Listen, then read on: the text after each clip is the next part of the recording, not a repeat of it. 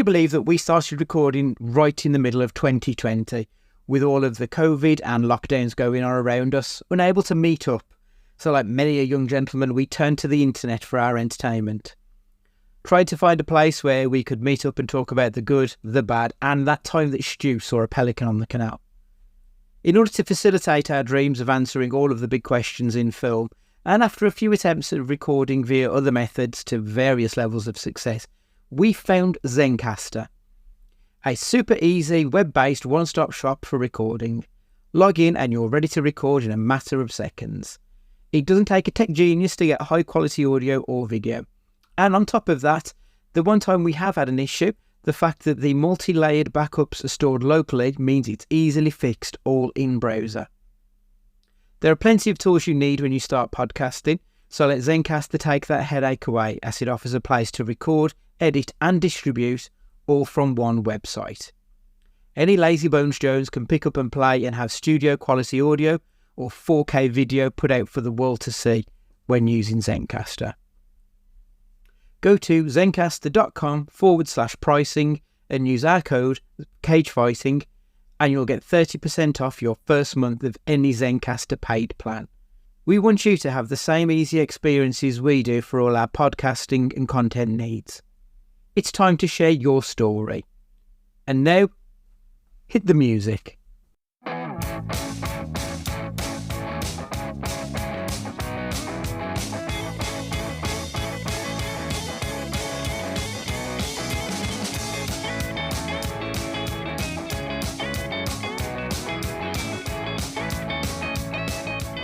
Hello and welcome to Cage Fighting. It's your main man Andy Gillard here. Hope you're all keeping well in the world right now. Everyone's Stu. Not full naming myself, not after last week. Hello, everyone. It's the summer preview, so much like we did for the start of year preview, we've got Mr. Ash Dolan back with us. Evening, Ash. Evening. At least it's not Ashley this time. Was tempted, to be fair. So because things seem to change so quickly, so often we're doing the previews in like 4-month chunks rather than trying to look at the whole year in one go like we did last year and then stuff immediately was out of date by the time it was released. I think that just makes a little bit more sense. So we'll dive right in with May.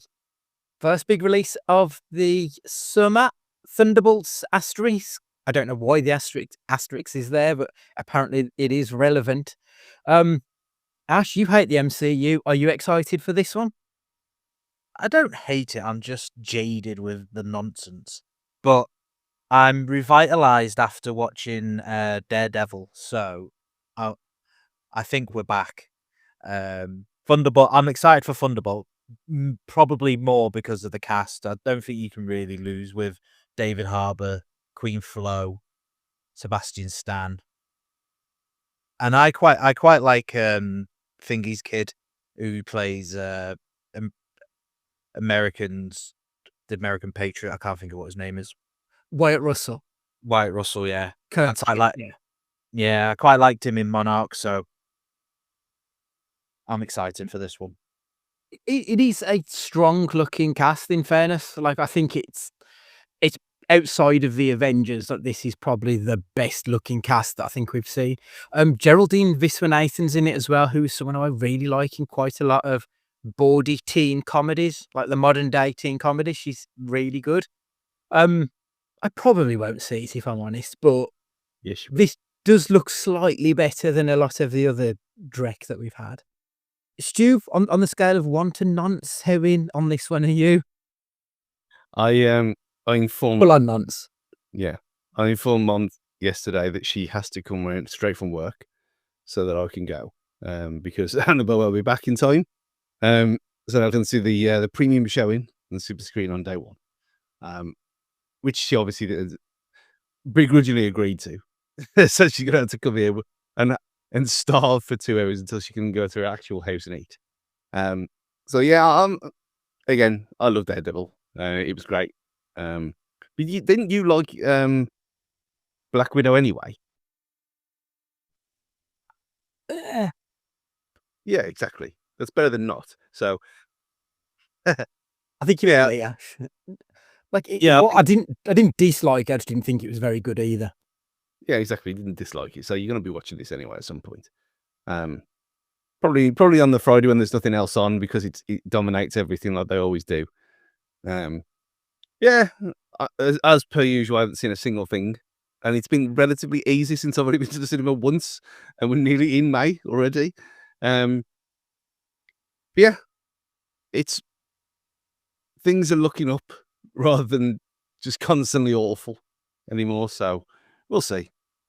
Being a bit of an outsider's film might make the world a difference rather than being big and bombastic like Captain America was, which it was what it was. What it was. It was fine. It does feel the most low-key MCU film since probably Iron Man, to be perfectly honest. Guardians. The first one, yeah, probably.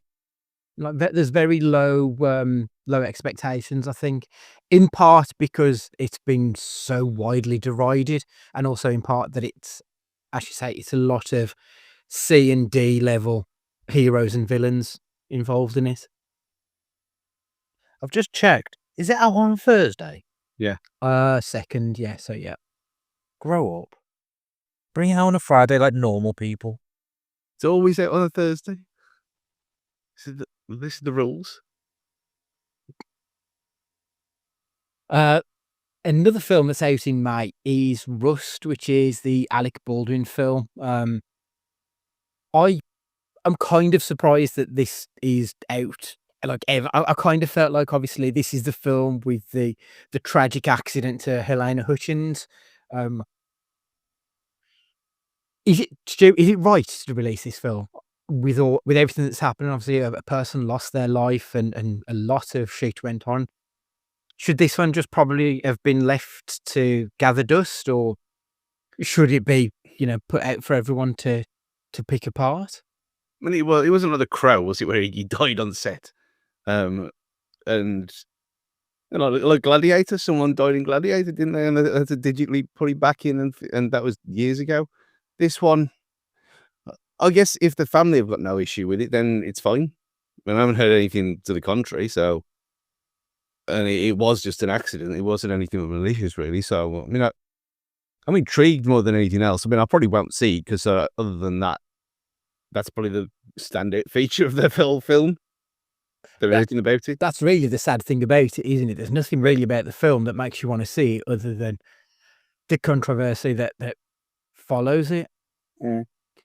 Ash, what do you think about the situation? Is it right? Is it wrong? I mean, people have worked on it and they deserve their money, surely. I think Stu hit it on the head. I think as long as the family haven't got an issue, surely they got consulted about it. And, well, that's what you'd like to think. And if they're okay with it, then I don't really see an issue because he didn't do it on purpose. So I can't see a real issue.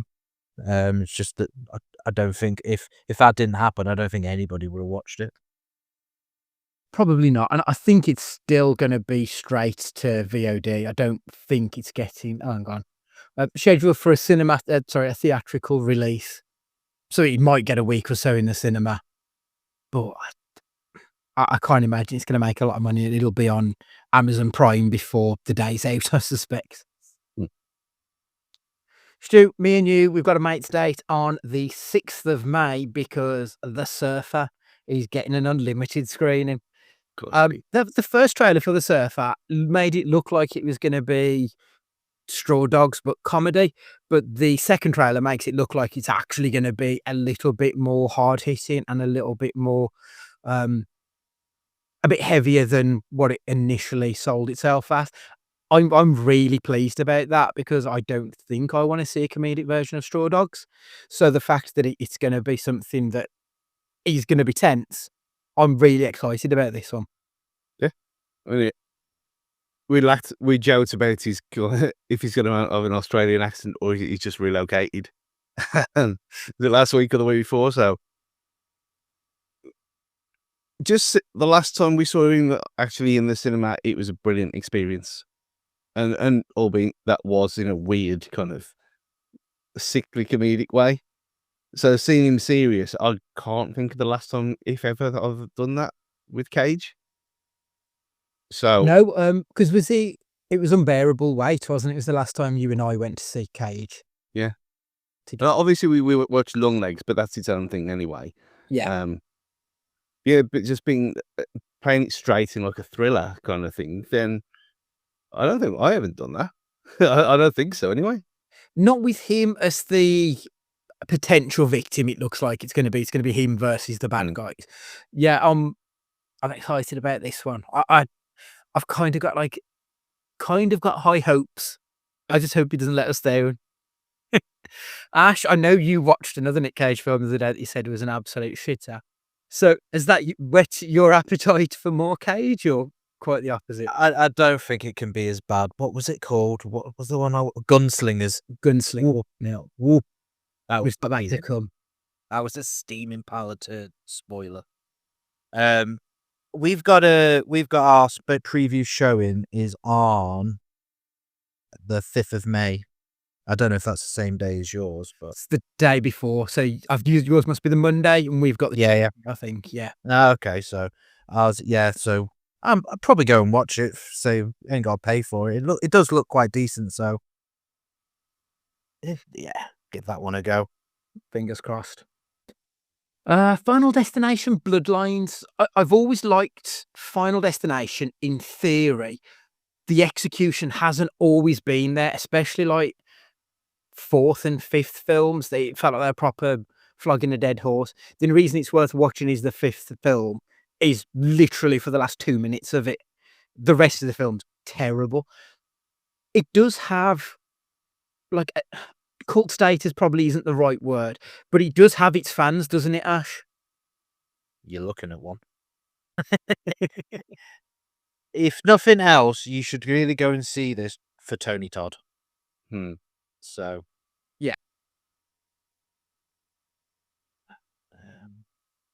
Yeah, for some reason, I suppose as a kid you grew up and it traumatizes you because like you'll go down the motorway now, and if you ever see one of those logs, it's just like you shit yourself. Every fucking person who grew up watching them films, they shit themselves seeing them things now. It is true. It is true. But it's even like when you're in between big lorries as well. Like, considering I do that every other week up and down the country, it is.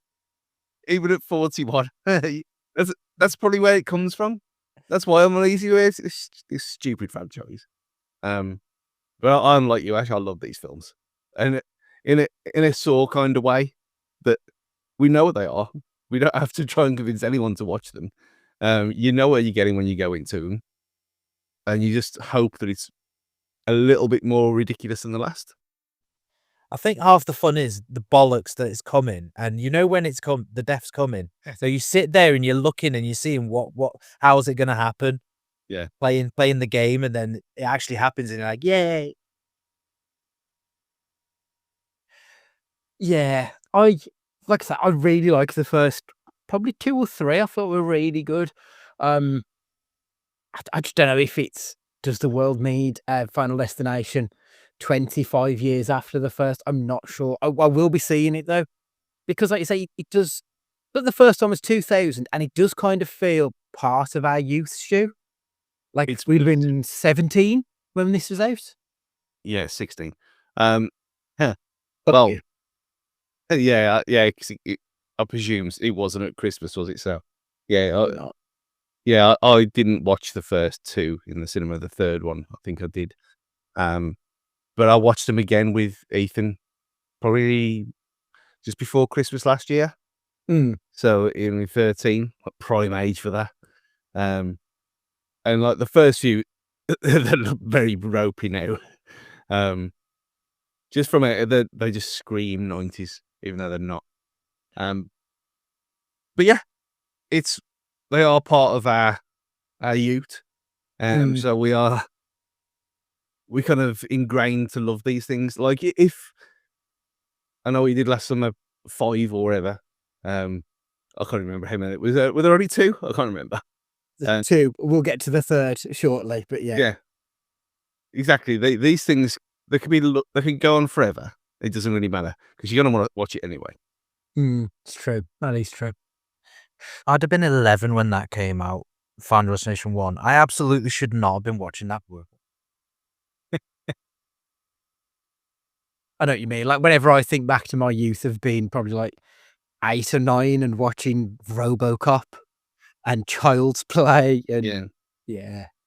Well, as I said when I went on The Killing, I watched The Fly when I was 7. It's definitely not appropriate, is it? Terrible parents. Mission Impossible: The Final Reckoning, which, like, I've enjoyed the Mission Impossible series. I felt the last one was a bit of a bore, if I'm honest, which has kind of dampened my appetite for this next part. I don't know whether to just give it another watching, and maybe it was just a time and place thing where it didn't really catch me. But it's not going to be The Final Reckoning, which I think I'm ready for the end of, at least the end of Ethan Hunt's storyline here. Stu, I know you've only seen the first 3, Stu, so Yeah. like, is this something that you feel you've missed out on this world, or are you happy with having seen 3 and that's you done? No, it's a massive missing piece because these are my kind of films, aren't they? They're obviously my kind of films, and I don't know why I just stopped watching them. I don't get it. I mean, I might have watched more than I've seen the first 3. I love the second one. I can't remember the 4th. I might have watched it. I don't know. It could be one of them things. But I've got them all. Just in preparation for this coming out, I bought them all on Blu-ray, the whole thing, just so that I can catch up and watch this as and when. Because it's just going to be ruined to shit anyway, straight away, because it's such a massive film. So, you already seen all the stuff about the stunts and the things that he's done already, that kind of thing. So, I'm gonna watch one. I think like I did with the MCU in COVID, where I watch one every 4 days. Yeah. But there was 21. I think there was 21, 24 of them at the time. Obviously, there's not as many of these, but yeah, I'm low key excited for something that I should have watched, but I know that I will. Now, Ash, I know you've got the opposite problem. You started midway through, so you haven't seen the first 3. I have. What did you think of the last one of Dead Reckoning? I think it suffered because it was the building, wasn't it? It was just building up for the climax. So I think you have to go through it to get the base of the storyline and the gist of what's going on, and then it's going to go balls to the wall in the last one, because I think it's being clocked in at nearly just under 3 hours. I think. Yeah, it's like 2 hours 57 or something ridiculous. Yeah. The house looks good though. Have you seen who's in? Nick Offerman, Tremel Tillman's in it, so fresh off our Severance loving. Yep. Who else have we got in here? So obviously Tom Cruise, Hayley Atwell, Palm Clementif, Simon Pegg's obviously returning, Hannah Waddingham's there, Katie O'Brien, who was in a really good film from last year, both leading. Who else? Angela Bassett's there, like Indira Varma. This is a strong cast, in fairness. Vanessa Kirby, of course. Yeah. I need to give the last one another shot, but the problem is the death of Redacted really spoiled the flow of that film. It felt completely unnecessary. I don't want to say the names, just I don't want to spoil it for people, but that does take away from the film for me, because that character, that's an actor I love, and that's a character that I thought who should have been going forward in this, so I'm a bit confused with that one. But I'll give it another go, and I'll probably be there to watch this one at the cinema, I think. Moving into June, another long-running series that I'm not 100% convinced on this one, if I've got to be honest, is Ballerina from the John Wick universe. There's going to be a prequel to the John Wick films. So as far as I'm aware, Keanu Reeves is going to be in this, but they have confirmed that they're doing John Wick 5 anyway, even though, I mean, it's 2 years old. John Wick dies at the end of John Wick 4. Ash, Before we get Ballerina, should we be doing more John Wick or should we leave it as it is?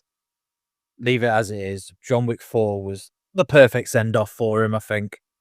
I had no notes, no complaints whatsoever for 4, and I think he went down ball to the wall, Mhm. and I don't think you could top it. So I don't know. Is he gonna? Is he? Have they said anything if he's gonna be in it, or is it gonna be a continuation or anything? Yeah, they've said that there's a ways around death is basically what they've said. Oh, fuck off! Yeah, it Multiverse. neat. It feels like it's cheapened it somewhat. And I think the thing is that John Wick 3 was shit. Like, I rewatched them all prior to watching John Wick 4, and I hadn't realised how bad John Wick 3 was until this rewatch. So the fact that they clawed it back and gave us such a great send-off, and it was an honourable death for him, the way he should have gone out. So, I don't like it. Stu, John Wick 5? No. And it wasn't just him as well. It was all the support cast who Mhm. had their endings in different ways throughout that film. Like, what do you even do? What I don't understand. I mean, Mhm.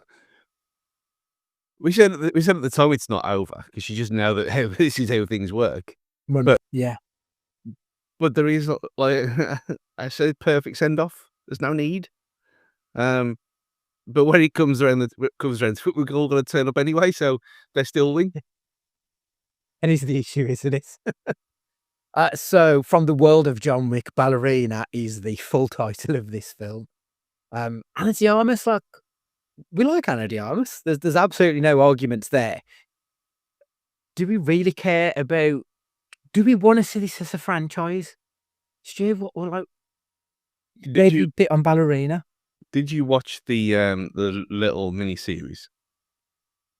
Was it the animated thing? No. The one by Continental. yeah, the Continental. No. No. Oh, actually, yeah, I can't even fucking remember if I saw it. That's not a good indicator. It was fine, Yeah. which is the problem. This is, I mean, obviously it's another hour and a half looking at her, which is always a good thing. Especially in that thing that she's in with other people who've been mentioned on this before. Is it dark? It's not Dark Water, is it? Is it Pure Water? It's an Oh, Amazon film. yeah, it is Dark Waters, isn't it? Is it No, I think Dark Waters is the one with the one about the Ruffalo. yeah, the Ruffalo one. That's not the one I'm thinking of. Feel for time. So Ruffalo, Anne Hathaway, Tim Robbins, Bill Pullman's Dark Waters. yeah, that's not the one. Oh, okay, right. She's with Oh, no, the other one. Deep Water. Deep Water, yeah. I mean, that's shit. It's a shit film. But But she, so it's fine. yeah, there's a lot of her in that film. For the lads, but yeah, but yeah, this has just got. We don't need spin-offs for this. We've had enough. The mystique about the whole thing. I mean, even the weird game that came out. No, I never played that one because it's that kind of not really my kind of thing. But we don't need that kind of stuff. We had it with the Enter the Matrix things where you had spin-off games and all that kind of stuff. Some things are just best left alone. Not everything needs to be a franchise, does it? No, and by going to 4 films, this kind of defeats the object now because it already is, and it is a cool franchise. Let's be honest, it just is. Yeah. If they do it justice, then great. But I think you're going into this with zero expectations whatsoever. Yeah, I think so. Ash, this stinks of Black Widow, doesn't it? Yeah. Too little, too late. Because how many years was it? 2-3 years after John Wick 4? Yeah, John Wick 4 was 2023, wasn't it? I think. Yeah. The buzz has sort of died down now. So I think the main thing to go for this one, again, another person who's died, is Lance Reddick's last show. So yeah. Something to perk us back up, potentially. How to Train Your Dragon. So it looks like it's DreamWorks who did this one. So they're getting in the world of the now live actions, which Disney have been much maligned for. So now DreamWorks are doing it. So before long, we're going to get Shrek live action, aren't we? Ash, thoughts on the original and hopes, fears for the live action remake? It depends. I'm not buying into the hatred of some of them of some of the weirdos online have been complaining because of the ethnicity and hair colors of the casting of some of the kids in this film about dragons. So, no, I've been burned before because I was excited for Lion King and that was hot garbage. But for some reason, I don't think there's going to be that issue. I think the main thing to make sure is they don't mess with the score and the soundtrack, because that's half of the best thing. Because some of the best things you can do is go and watch the live orchestra of the How to Train Your Dragon soundtrack. Beautiful music. I think Universal and DreamWorks have got a lot of money behind How to Train Your Dragon. I don't think they can afford to let this be shit, because they've just opened a new world, haven't they, in Florida, and a lot of it's based around How to Train Your Dragon. So I don't think they can afford to have a shit account of this. Interesting. I've got to admit, I think I've seen half of How to Train Your Dragon. I've never seen it all the way through. It's not a story that I hold dear or anything, so I don't really care either way with this film. It's not like the Disney ones where I kind of like the source material, so the live action ones just offend me. Their existence does.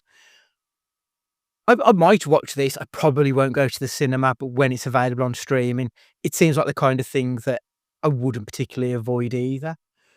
Stu, how do you feel about this one? Is it completely shot for shot, this one? Looks it from the trailers. Yeah. Which is not a bad thing, because again, I said with remakes before that it's double dipping, isn't it? They're getting the original fans in and they're trying to get new people who've never seen it before, who've got no. And some people just don't watch animated films, do they? They just won't do it, regardless of how good they are. Like you got the whole thing with Moana, that's going to be the same. That the remake is just the same. It's the same film, but live action, because people don't watch cartoons because it's for kids. It's bizarre, but there's people like that. So I like this film. I haven't watched any of the stuff, the spin-offs or anything like that. I've watched the first one, and that is it. And I liked it. Again, it was a long time ago, and it was one of them where it was watched multiple times because of kids. But yeah, I will probably watch this one, to be fair. And changing things around, it's not a sacred goat, is it? It's not a sacred story. It's from about 15, 20 years ago. It doesn't really matter what you do with it. But I liked Mufasa more than Lion King, because Lion King was shit. I never even got around to Mufasa. Mufasa it wasn't a remake. It was based on the remake in a weird way. And it worked. It wasn't great, but it worked. This, I'll watch it. I'll watch it, definitely. Even if it is completely shot for shot and I haven't seen it for a long time, I'm still going to watch it. So this is what, 15-year-old IP at this point. So your kids obviously grew up with it, Stu. As you said, you watch this via them, I presume. Is it something that they're interested in seeing? Well, it was with Robin, who's now 22, so he's got no interest in it. It's okay. I just wondered what the nostalgia levels were for this kind of thing. Yeah, I think it's probably in that kind of weird age, ain't you, where you don't want to watch kids stuff because it's for kids, and you've got nostalgia for it, but you're not going to admit it to yourself. Like if you were in your 30s, you just wouldn't give a shit, but yeah, in your 20s, you've got to appear cool at least, haven't you? Yeah, exactly. It's like if they did a live action remake of Hunchback of Notre Dame, because we saw it when we were 9 or whatever. Yeah. And they used with Peter Beardsley at retirement. Sequel is scheduled to be released on June 11th, 2027. Now, I don't know if that's going to be a live action version of the sequel, the animated film, or if it's going to be a Mufasa kind of thing and it be its own thing sequeling this. It doesn't say, but it looks like this is going to be the start of another franchise because there aren't enough of those to go around. I suppose speaking of franchises, because why the fuck not? 28 years later, he's out in June. How are we feeling about the third? Like, especially with it being a return to Danny Boyle and Alex Garland. So we're going back to its more horror roots than we are the more action stuff of 28 months later. Stu? Are we actually believing that image is really him and it's not just some It's trickery? No, it's somebody else. It is an actor, but it's not Killian. He just has like a decent enough lookalike of him.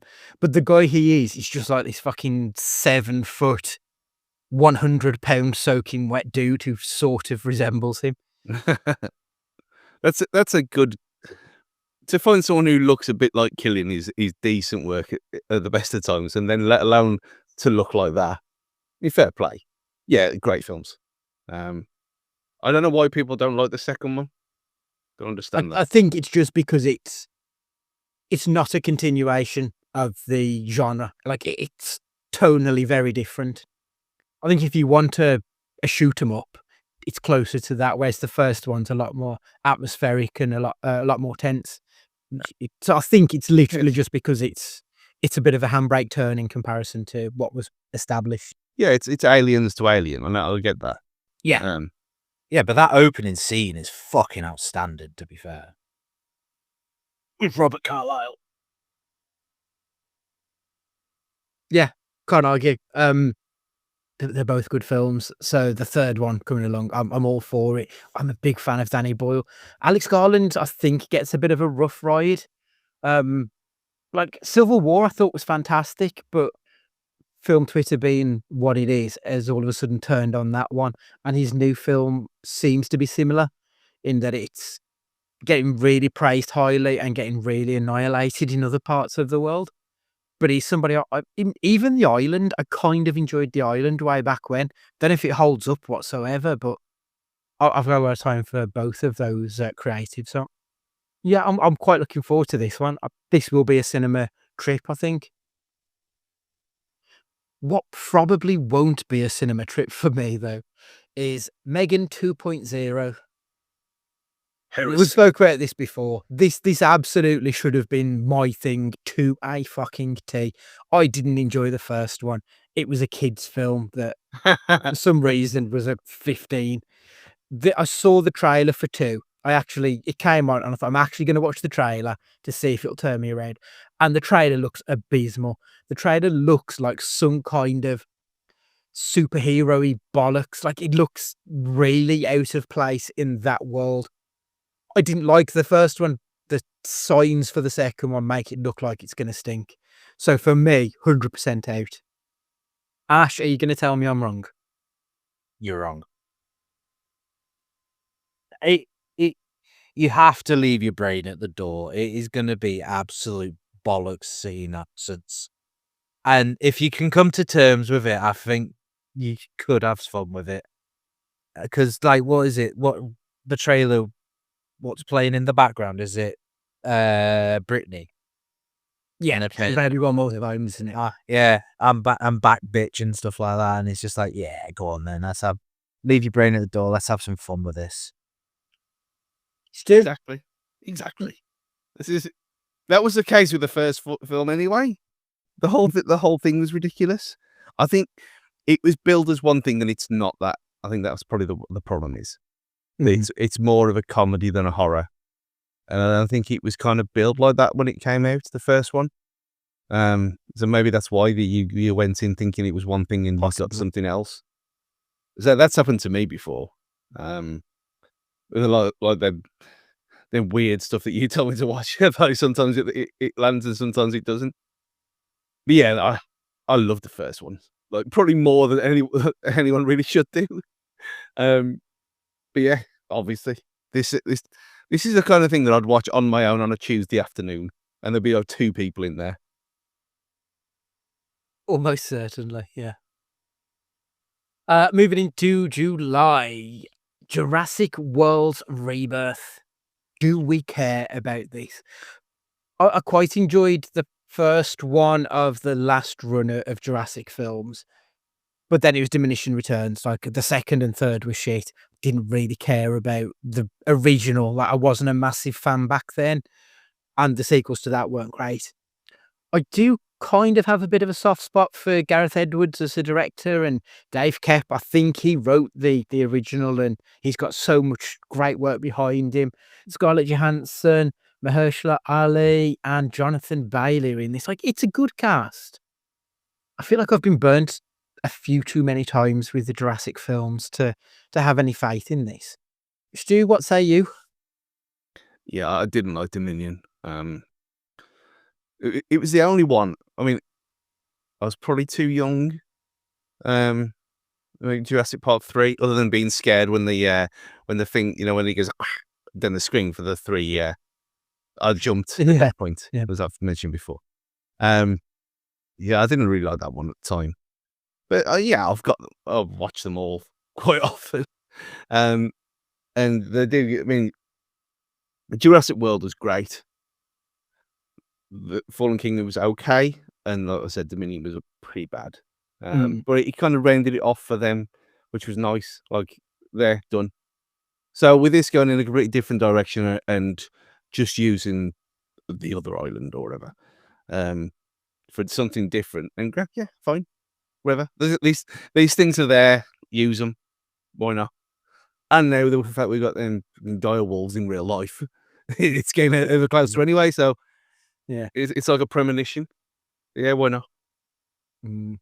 So, Ash, the premise of this is that they return to the island and it's home to mutated, failed dinosaur experiments. It just kind of feels like Alien, but with dinosaurs. Like it's going to be a UFO based film in genre terms, but I just don't know if I care. What do you think? Oh, I'm ready to be her again. I think, but I'm like it. It's one of those things. It's like, how many times is too many times that we're gonna get hurt by this? Like, you keep going back, and it's just gonna, they're gonna hurt you, and but you just can't get out of it because, like, it's that childish instinct. Ooh, dinosaurs. And Why did I think you were going to say "ooh, daddy"? Then yeah. Show me pure Triceratops, Daddy. yeah, I mean, I think you must be a bit of a sadist to be like looking to go back into this one and as you say, be hurt again because the signs aren't there for this to be up there for me personally. You know what? When we did with them, that direwolf thing happened a few weeks ago. Obviously, everyone started talking about this, that we know where it's going to end. And so, well, yeah, obviously, they're obviously going to try and get dinosaurs because that's the whole point of it all. But and you fully know that you've got a series of things here that what everyone knows what could possibly go wrong. But if you had the chance to do it, I'd still do it. Why wouldn't you? It's fine. We've got a kill switch. We can control them. Well, not even control kittens in your own house, can you? These things are out of control. So I'd still do it. And to be fair, there was a Quest experience, Jurassic World experience that I tried about a month ago, and it was like 7 gig the download. It was literally 2 videos, or 2, like one was 7 minutes and one was 4 minutes, 7 gig. And you basically it's obviously on Rails, so it's footage, it's ILM as well, ILM footage that they've created it's free as well. I don't know what, it's obviously the best marketing ploy ever. Yeah. But there's one where there's just an Allosaurus there and it's just lying down and it gets up and you look up and it's massive and huge and it walks around and curls up. But then there's the other one, it's based on Fallen Kingdom where the volcano is going off and you're following Blue and then there's a little baby Triceratops there, and the T-Rex with a scar comes across. It was genuinely terrifying, and it was like there's moments in it where I was sitting there, and you can't do anything. Obviously, you can look around. That's all you can do because it's one of them experience things. And it was like being 7 again, watching the first one. I thought this is genuinely impressive because you're looking around and it is a proper 3D film quality model of the dinosaurs right there next to you, and it's on proper footage, and that was amazing. I thought, yeah, this is something else. I thought, yes, you can burn me all you want. You've got me back. But if anyone has got a VR headset, I presume it's for everything else other than just Quest. Try that out because it is something else. Given the chance, would you go to Jurassic Park, Stu? Oh, 100%. Yeah, absolutely. Like it kind of feels like it would just be the same as going on safari, doesn't it? Yeah, of course. Even if you if you died by being eaten by a dinosaur, what kind of brilliant way to die is that? Yeah, what a way to go. Ash, would Exactly. you step on the island given the chance? No, what the fuck?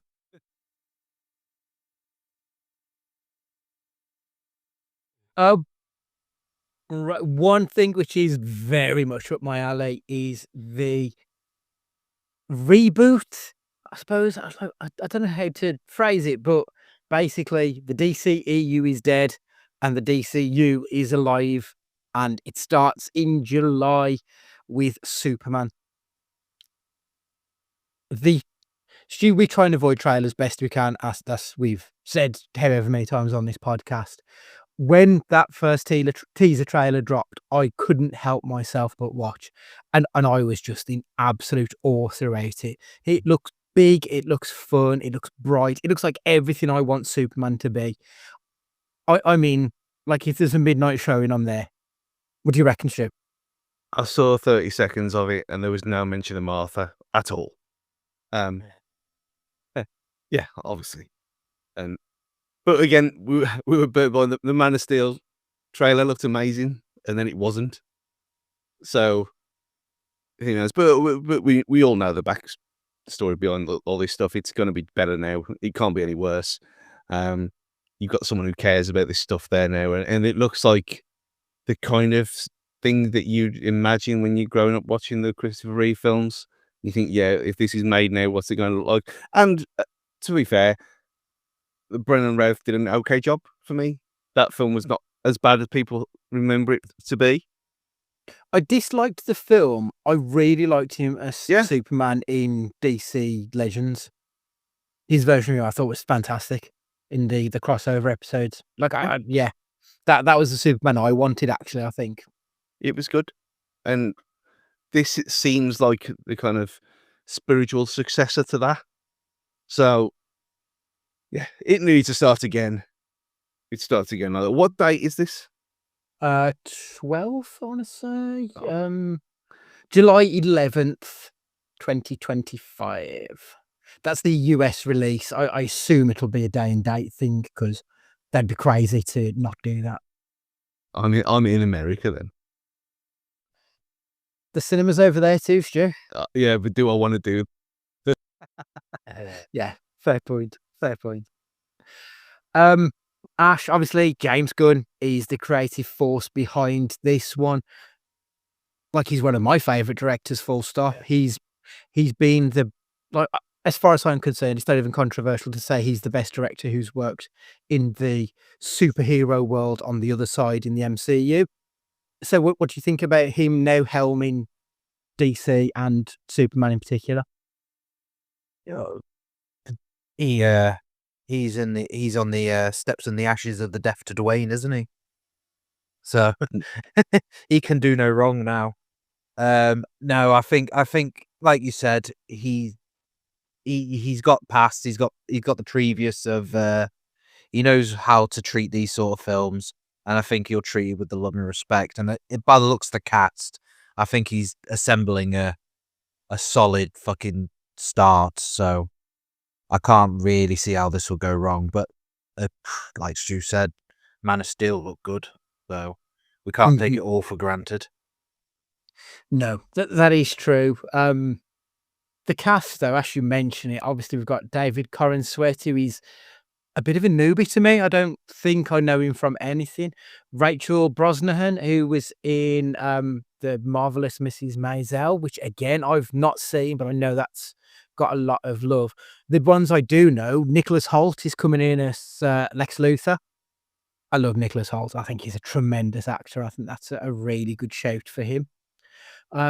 Eddie Cagey, I think his name is pronounced. He was in First Class, X-Men First Class. He was the fuck's sake, I can't remember the character's name. He was the one who had the bomb put in his mouth and then he exploded from the outside. He's done a lot of stage work as well. Like, he's a very well-known thespian. He's coming in as Mr. Terrific. The fact that I'm getting Mr. Terrific in a film is so exciting to me. Anthony Carrigan is an actor who I loved in Barry. Really excited to see him as Metamorpho. Again, as a DC nerd, Metamorpho on the big screen. And we get not a that real first look. But it is to me. We get our first look at a Green Lantern as well, with Nathan Fillion playing the Guy Gardner version of it. Like, as a long-time DC reader, this is precisely what I've wanted in forever. Isabella McKed, I think it is, as Hawk Girl as well. I'm really looking forward to it. And all the background, everything so far that we've seen, the bits and bobs, and also Peacemaker and Creature Commandos. I can see this is like just going to get me hook, line, and sinker. I can tell. What next up? Is there anything about Peacemaker season 2 yet? It is filming late this year, is it? Oh, it's filmed, is it? I Okay. think it's filmed. I think it's out in August. I think. Yes, I knew there was something later in this year. I think it is the release of it is going to be later this year. So yeah, August 21st on Max. perfect. Like, it's kind of gone under the radar a little bit, hasn't it? The second season, because it was announced and then we were told, oh, it's going to be out. Like, there hasn't been a lot of news about it, so I'm at least hoping everybody's returning for it, because I love that cast. Is he in his own world? Is he? Is this just Peacemaker's on his own? Is it? I don't think. It's going to be folded into the main DCU. Oh, okay, that's fine. As far as I'm aware, they're going to retcon the ending of the last one, because obviously you had Aquaman and Flash, didn't you, in the end of it? So I think they're retconning that, but the events happened. This is the wonderful thing about being a comic book reader for years and years. This just means fucking nothing to most of the world, but to me, it's my fucking Bible. I Know What You Did Last Summer is getting a reboot, remake. I don't know what. I'm intrigued with this because I Know What You Did it doesn't have the same love that something like Scream had. Like, I feel like when Scream came back, there was a massive audience already inbuilt, as well as the new ones. I don't know that I Know What You Did Last Summer really does have that inbuilt audience. So it's kind of coming back fresh, almost, maybe. Ash, have you seen this? Because this would have been, what, 97? Yeah. So have you seen the original? I have. I haven't seen them in years. The only thing I remember is obviously who was in the original? Is it Buffy? Sarah Michelle Gellar. She's in the original. And Jennifer Love Hewitt as well. Yeah, the other Freddie Prinze is as well, isn't he? I believe that's where they met, if I remember correctly. But Jennifer Love Hewitt and Freddie Prinze are back in the whatever this one is. So I think it's a reboot, not a remake. Right, okay. I can't remember a lot about it though, so I will go and watch it because they say it's in that sort of genre of slasher horror, so it's right up my alley. I just don't have any. I just don't think the nostalgia is there for this particular franchise that it is for a lot of other ones. Mostly because it never really got going. We had the first one and the second one, and then that was it. No one gave a shit. A bit like if they brought back Urban Legends. I was just going to say Urban Legends. like they were kind of fun and stuff at the time, but you know that they're very much a watch one and done. Stu, like, what am I wrong here, or is there a big fandom of this that I'm just not aware of? It's like the B versions of Scream, wasn't it? Like, and The Faculty and things like that. Oh, well, see, that's what I love The Faculty. But what was the other one? There was another one other than The Faculty. It was a similar kind of thing, but it was equally as shit. Oh, What was it? An Aliens one? yeah, it was an alien-like thing. And the second one was so bad. I know Goal went to watch it and people walked out. Species, because the second one of that was shit. Yes, it was Species. Yes, They made a third one in 2004 of Species. Didn't know that. what was her name? Natasha Henstridge. That's the one. Yeah, Didn't even have to look at the cast list. I can picture parts of her in my mind. Which parts can you? But it was all that kind of like 90s kind of. It's a big budget at the time, 80s films. That's what they were. And a lot of them just got lost. Like Jeepers Creepers got lost as well. And that came back, was it last year or the year before? And it wasn't great, was it? But this was one that I like this. I like them, but they're not. They're all very 7 out of 10 at best. But there's nothing wrong with her. So if it's just jumping on the Scream bandwagon, then that's a bit sad. But they've got nothing else to do, have they? So I might as well. And if it's a continuation, then great. If it's not just another remake, and then it is like the nostalgia fix for us old people. But yeah, intrigued more than excited.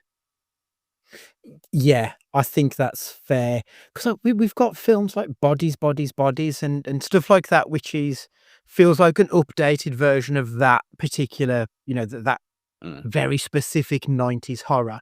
Feels like the more modern version, and there's like actual depth to it.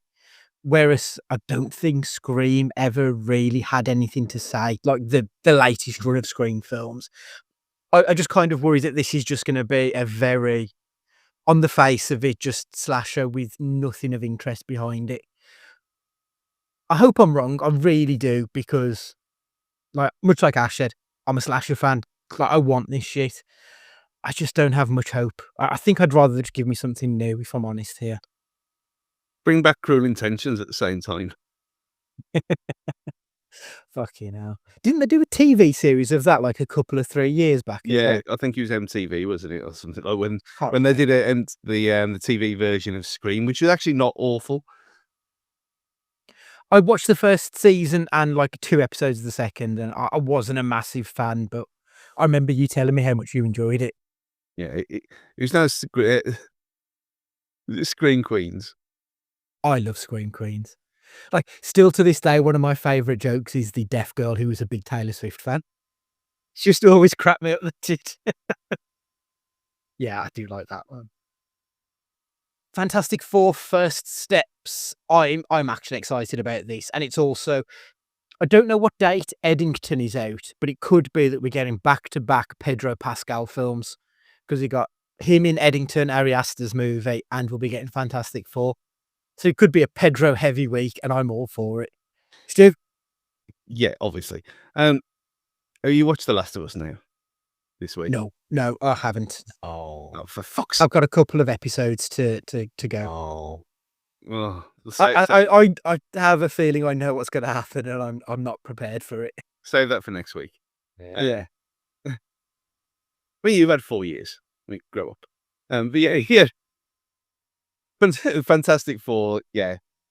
The last, as I said before, I still refuse to watch that last nonsense. Even with the whole multiverse shit, that I'm not getting involved. Even and it's technically canon, I guess. I'm not watching that. No. I like the first one was too camp for its own good. Silver Surfer was bad. It can't be any worse than any of them. So there we are. They're not good films. And like you see people on social media talking about those original Ewan Grufford films, like they've got this nostalgia for it. That as somebody who was old enough to remember it when it came out, like the nostalgia isn't there because those films are dog shit. I would much rather watch the original Roger Corman, 1987 or whenever it was released, terrible thing. That was more fun than either of the Captain America as Johnny Storm ones. Awful. And you are right, the last one, it wasn't even Fantastic Four. It Yeah. was Fan-4-Stick, wasn't it? It was how it was fucking spelled. That was dog shit. But just as a slight aside then, Stu, Ari Aster, Eddington. Yeah. Have you seen much about it? 'Cause Don't know. I've seen the clip of Elvis talking, and I'm like, that's enough for me. This is going to be the film of the year. I mean, to be fair, I've had enough of Elvis No. walking in. We'll talk about that later. I don't need to know anything else. It's Ari Aster. Mm-hmm. And what a cast! I mean, Emma Stone's in it, Austin Butler, and Joaquin Phoenix alongside our boy Pedro. That's a great cast. I hope it's 6 hours long. Like, I just want all of it. Just give it me. Can't wait. Ash, before Fantastic Four, what are your thoughts on Ari Aster? Have you seen all of his? I've not was seen. three? I never watched Beau is Afraid. No. No. Obviously, Midsommar was our second introduction to Queen Flo, Mhm. and Hereditary is probably one of the best horrors going, arguably. So It's like it's amazing how that is still memed to this day. Like it feels like everybody knows the young girl's accident. Like you still see that joked about very regular, which I don't think you do with any other horror films in the last decade. not really. No, I don't think so. Yeah, and I do need to get to Beau is Afraid. I don't know why I've not. I don't know why I've not watched it, to be honest. It's probably best to watch it like in the middle of the day and then give yourself a couple of hours to kind of think about what you've done to yourself. It needs rumination time, Yeah, doesn't it? Yeah. It's both. It's a masterpiece and the biggest pile of awfulness you've ever seen at the same time. And on any given day, I can switch whichever kind of viewpoint, but it's completely unique in everything, Mm. but in a brilliant way. And you can't talk about it because it ruins everything. Yeah, because it's weird as shit as well. Like, how do you explain some of the stuff in that film without doing like a 3-hour fucking breakdown of it? It is so bizarre. And generally, I'm not a big fan of self-indulgent films, and this is probably one of the most self-indulgent movies I've ever seen. But I loved it for it because Ari Aster is clearly on a different plane to everybody else. Yeah, and it's the kind of thing that I would normally hate for that reason. That this is the most. Well, we said it at the time, Damien, that the most film studies film ever. Yeah. What you should do is do. Is it all about the Johnsons? The Geez. Ari Aster Shaw. No. Right. It's on YouTube. It's 15 minutes long. The strange thing about the Johnsons, what you need to do, Ash, is watch that and then go straight into Beau is Afraid. I recommend that to absolutely everybody. I got my mum. Just at me. I shared my mum the link to that without any. I said, yeah, it's a award-winning short film. It's only 50 minutes of your time. The response was to be expected. Yeah. I love it. Like it's I say I love it. Something to behold. It's Again, it's another thing that is like a very niche meme that only like about 4 people get. But when you see it, it's I'm on IMDb and looking at his director titles. Why am I looking at a title called The Turtle's Head? What am I looking at here? right. This is Ari Aster though. Like he is like one of one, just something else completely. See, I wonder if that's on. Hang on, yeah, it looks like that's on YouTube. The Turtles Head 2014 Ari Aster short film. That's tonight sorted then. Excellent. Fantastic Four then, Ash. I don't think I want to talk about that. I'm more bothered about the Turtles' Head. Yeah, like they've done really well getting the 4. I think.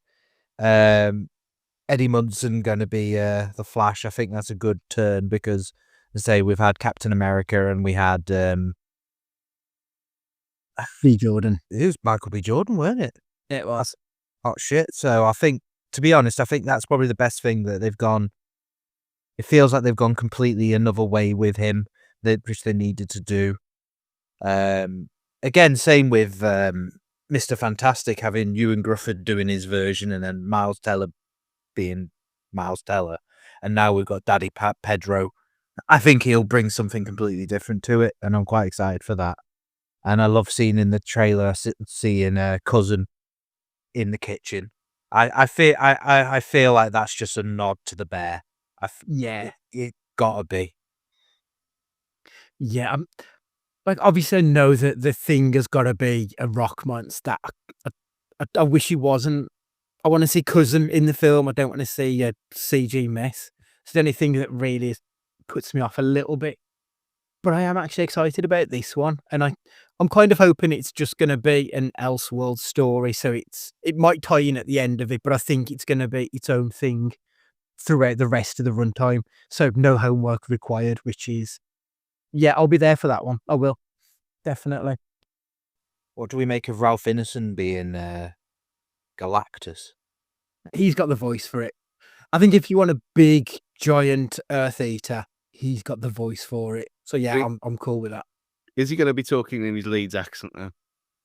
I think he has to, because otherwise he just won't be as fun. Happy Gilmore 2 is going to be out also in July.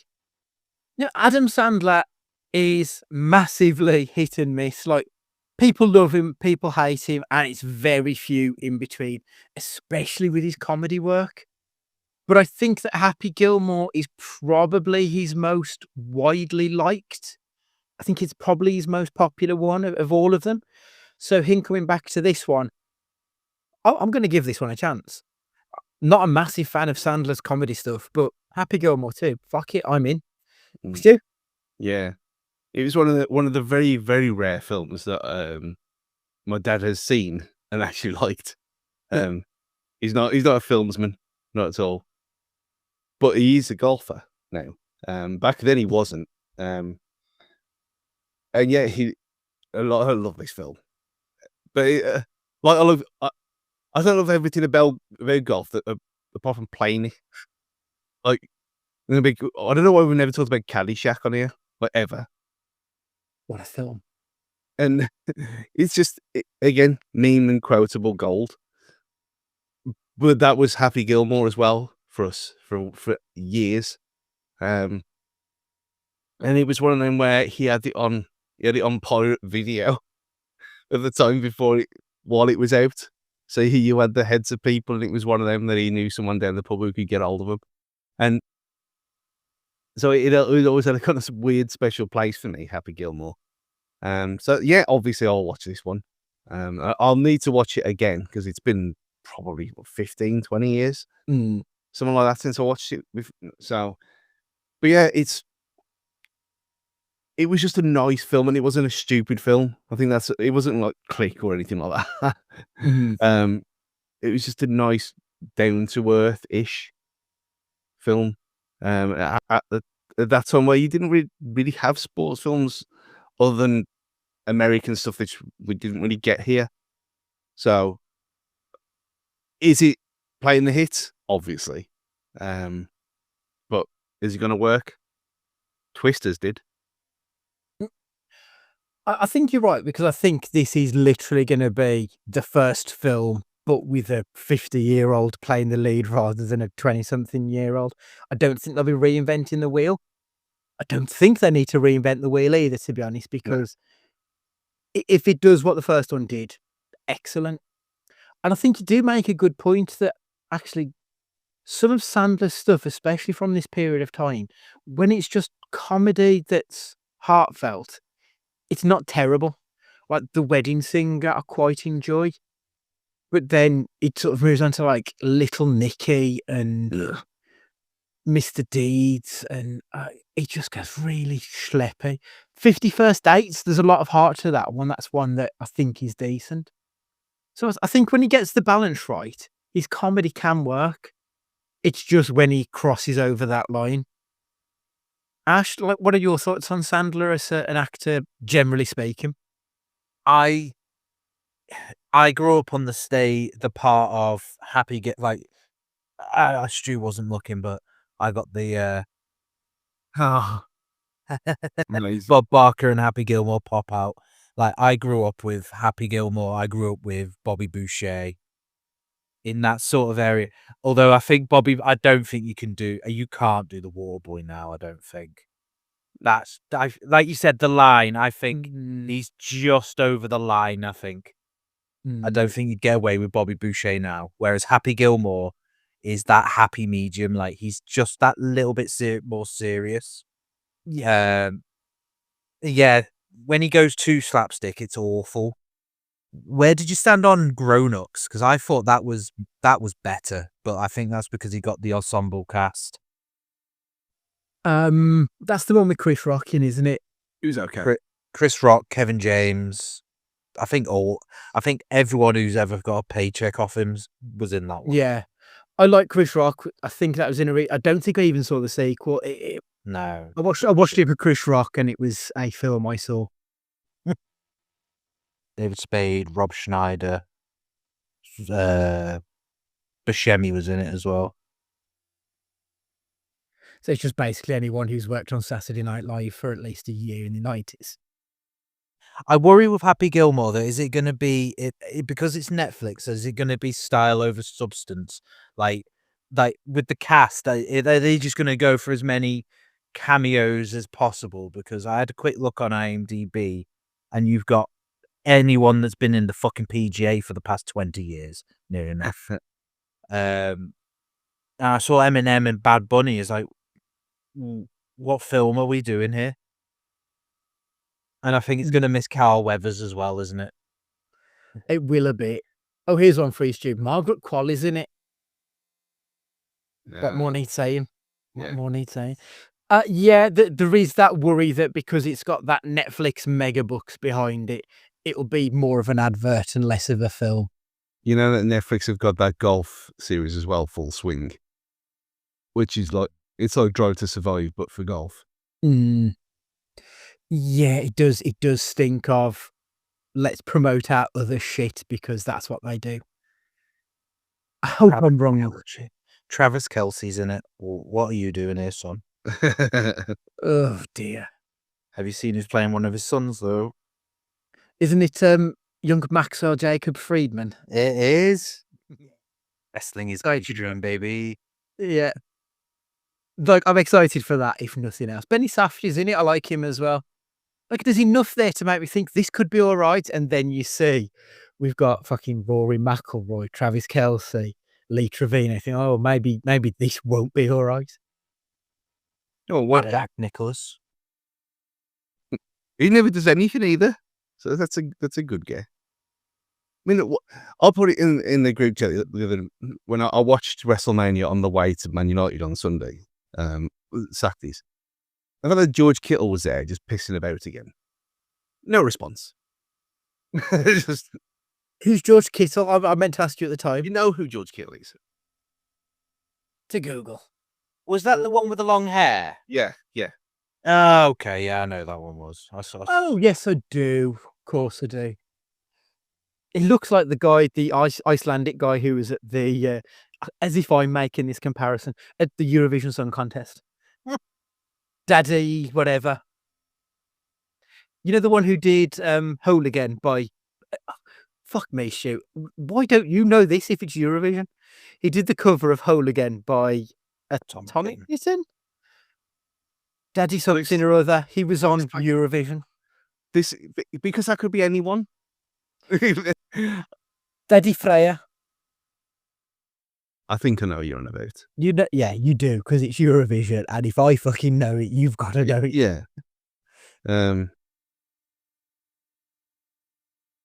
Yes. Yeah. Anyway, that's Happy Gilmore. Ranging off August then, so the last two films to talk about. The Naked Gun is back, baby, with Liam Neeson playing the son, which I think that's a wise move, actually, having all of the characters in the film be the sons of the previous one, rather than it being a reboot or a remake. I like that, and that's a clever idea. I thought it was going to be shit, but that trailer did make me laugh a lot more than I expected. Like, the OJ joke is fucking gold. So, Ash, Naked Gun? Yeah. Like you said, I watched it and I was like, and then that ending was just like, all right then. Okay. I'm on board. I mean, have you seen who else is in this one, Ash, by the way, before I come to you, Stu? Kevin Durant. Not the one I'm thinking of. Okay. Oh, fuck me. What's he doing there? The son of a plumber, Cody Rhodes. Like that cast, actually, yeah, Pamela Anderson, because obviously we had Anna Nicole Smith back in the day, didn't we? So Pamela Anderson feels like that'd be a nod to that sort of era thing. Paul Walter Hauser, another wrestler, actor turned wrestler, turned back to actor. I like Paul Walter Hauser, so that's cool. Kevin Durant, as you say, Danny Houston always plays the villain, so I'm assuming he's the bad guy here. Buster Rhymes as well. Excellent. Stu, I know you enjoyed that joke as well because we spoke about it in the group chat at the time. Were you a bit apprehensive, or were you always, this is going to be brilliant?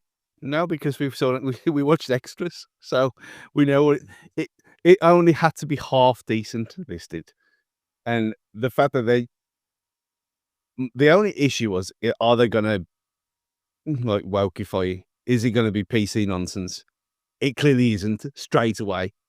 That was my only kind of caveat to this, because Airplane is very of its time. So are the three Naked Gun films and Police Squad itself. Mm-hmm. This looks as good as it possibly can be for me. And I do like how they drew you in by thinking it was something else with all the bang bang and explosions and stuff, thinking, oh no. It doesn't need to be, what was that film where they could curve bullets that I never Wanted or whatever it was. Wanted.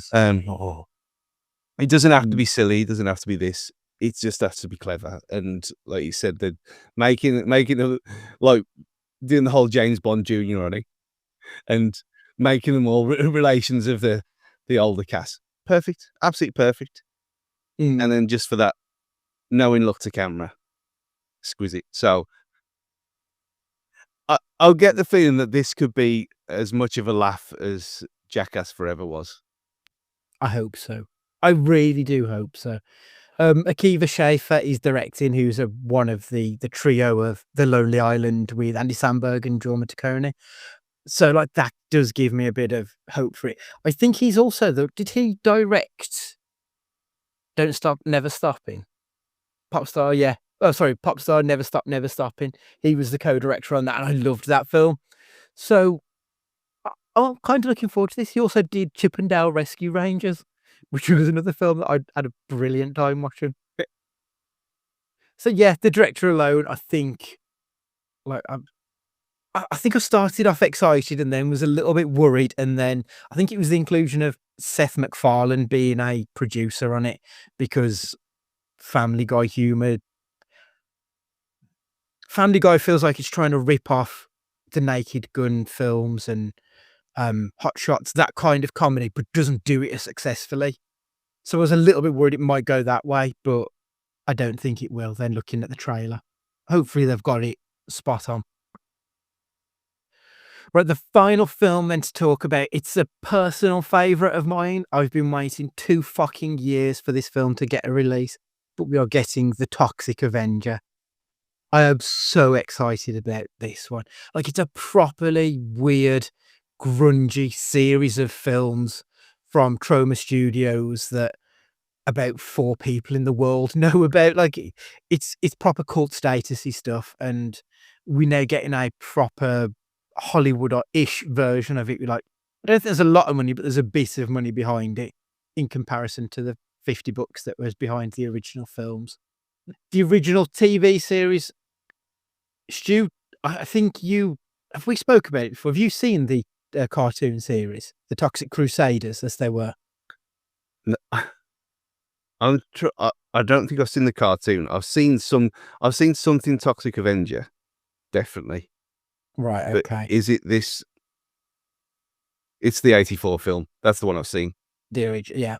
Ash, I'm assuming the Toxic Crusaders would probably be before your time, because I'm sure it was like mid-90s. So you might need, yeah. Right, I'm missing this one out. I don't know what this is. It was a group of a colourful band of mutants versus like an evil corporation. It had a message about ecology and stuff behind it. It's really bizarre, and because it's trauma as well, it's really fucking weird. But I love it because it's so out there.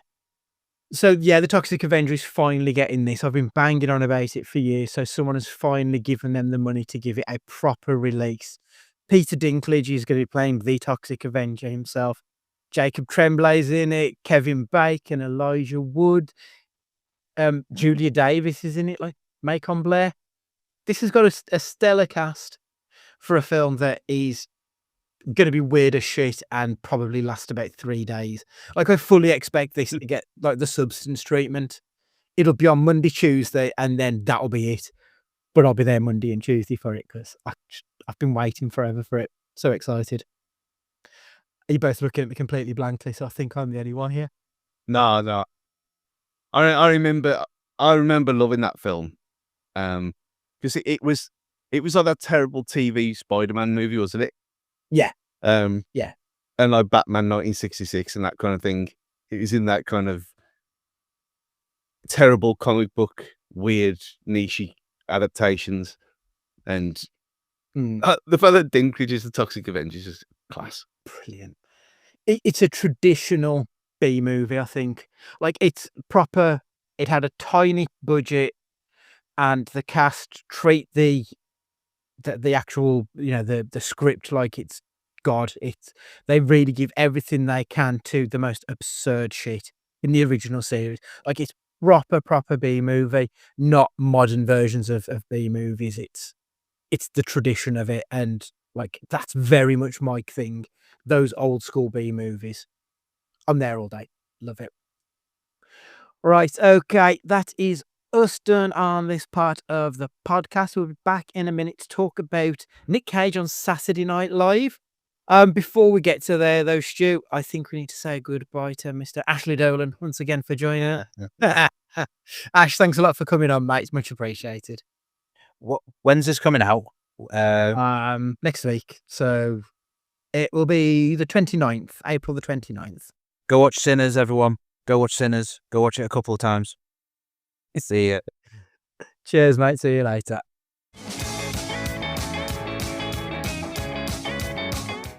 Welcome back. Thanks for joining us for the second part of the podcast, where we're here to discuss Nick Cage on Saturday Night Live. The only time he's hosted the show. Apparently, he's been on it 3 times altogether, Stu. We've only watched the show which he's hosted. Maybe in the future we'll look at the other 2 skits that he was part of, if we can be asked. But we'll see about that one, depending on what we think of this episode. The reason I said we should watch this, Stu, is because there was a news report in the last week or two that the UK will be doing their own version of Saturday Night Live. Lorne Michaels, who is the original producer and has been there for 50 years of the original American Saturday Night Live, is going to be involved as an exec producer, I believe. I think the UK has tried previously to do a Saturday Night Live and it didn't go well. Do you think this is something that we could do in this country? Like, I feel like the comic talent's there.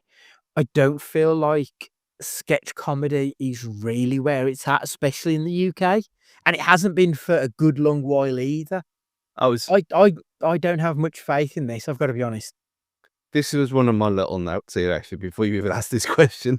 That when was the actual last good sketch show that we had here? Because I was thinking Hale and Pace, which was probably a bit before our time, but I still remember watching it because it was on. I remember the Stonk, the comic relief song that they did. Fucking love that track. I'm going to Google it actually, right? So British sketch comedy shows. There we go. So I've got Hale and Pace, obviously the Fast Show and the spin-offs from the Fast Show that we all watched at the time. Was Big Train?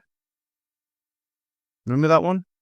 Big Train had I think it had a second wind after Spaced, because it's Frost and Peg, isn't it? So I think Big Train got a bit of a second wind after those two got famous. I don't remember it being particularly big at the time, if I'm honest. And then Dom Jolly in his adventures, maybe. But again, you're talking at a certain time and space here. Yeah. Like, a lot of it. Like, I know you watch like QI and all these other panel shows and stuff. Mhm. And Yeah. which I just don't get. I haven't watched panel. I used to watch the Violent News for you religiously every week. Before anywhere near before I was politically minded or whatsoever. Mhm. And they think it's all over when that was on. But then I was trying to think of it. When did the last thing, like, I never watched the stuff with Avid Marion, even though that character was the best thing about the Bo Selector DVD, because it was an extra, and he was nothing other than that business in the year 92 or 93 or whatever it was at the time. It's just not been a thing that I've watched for a long time, and the closest I've got to it was watching Last One Laughing on Prime. Yeah. And that was hilarious because they were being themselves, and Bob Mortimer being Bob Mortimer. Obviously, we talked about that before. Them two.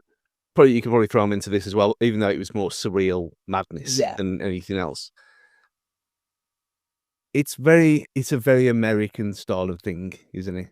Especially now. It is. And like, when was this? Because a lot of this late 80s, early 90s, I'm imagining. So Saturday Night Live's been running for 50 years. So the one that we watched. The one that we watched was 92. Yeah. So Because it was just after Honeymoon in Vegas. That's the era of Cage that we're looking at. Yeah, and he did mention I should have looked that up. Pretty really did. He mentioned his new film out, and like, obviously, time detached and country detached. There was a lot of stuff that went completely out of my head. I had no idea what was going on. A lot of it, but that doesn't mean to say that it's bad. And like, I saw a thing the other day about SNL where they were finally laughing about. There was a sketch about a gay couple adopting, and like saying they haven't done this kind of stuff for 15 years. And it wasn't so much about them being gay. It was the fact that they were saying about, I thought it was funny, and people seemed to enjoy it as well. And it wasn't just, let's laugh at gay people again. It was kind of the ludicrousy of, we just made a baby. Like, we decided on one because we'd had a few drinks, and so we know we've got one. And right, okay. It was bizarre because the flippancy of the relation, right? Yeah, it was not about them being gay, but as certain Twitter users are trying to spin it as. Of course, yeah. And I thought, of all the things that have been posted about SNL over the years, other than our princess hosting it, all three of them, not a lot of it appeals to me, really. And the best part about it all was that film last year about the opening night of it. Good film that was. Which was great. And so I went into this thinking, this is going to be diabolical. And there was a few standout moments from it. And I thought, this is not going to get made here. And now you've just said it is. And it seems like, unless they're getting people like Graham Norton involved and they're going proper top tier, it's just going to fall on its arse. Because this is not the kind of thing that works here. Yeah, I just, like as I said, there is a good cast of comedians out there that I think you can build something with in the UK. But I think the UK's real strong point is either in situational comedies or it's in stand-up comedy. Mm-hmm.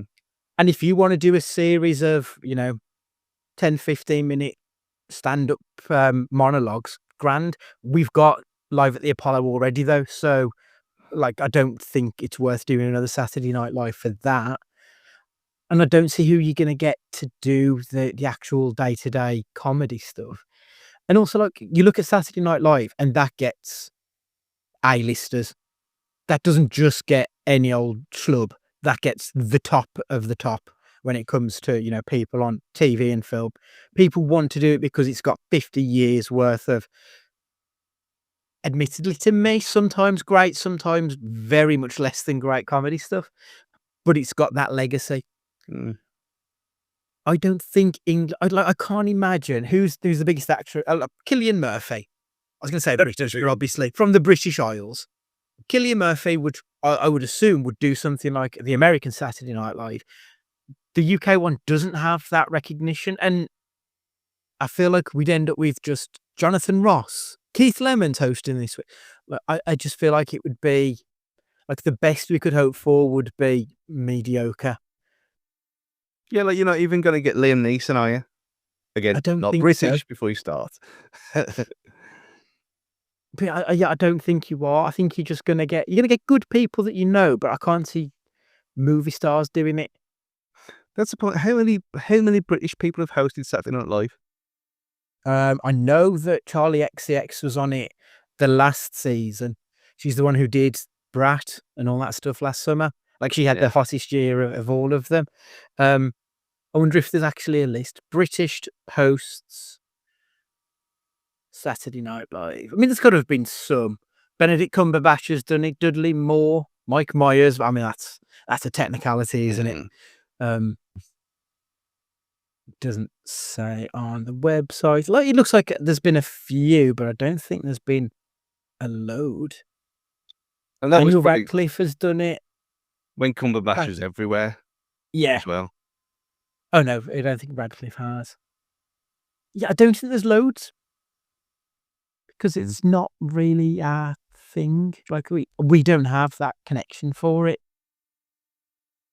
And that's why I'm thinking that someone like Graham Norton, who has done that in a kind of way anyway, with his old soap album was probably closest to it. And that's just from the monologue at the start rather than the sketches. But he was in Father Ted and he has acted before. Yeah. So he's the kind of person who be top of the list in a weird way. But you'd end up with fucking Joe Lycett, wouldn't you? That's the problem.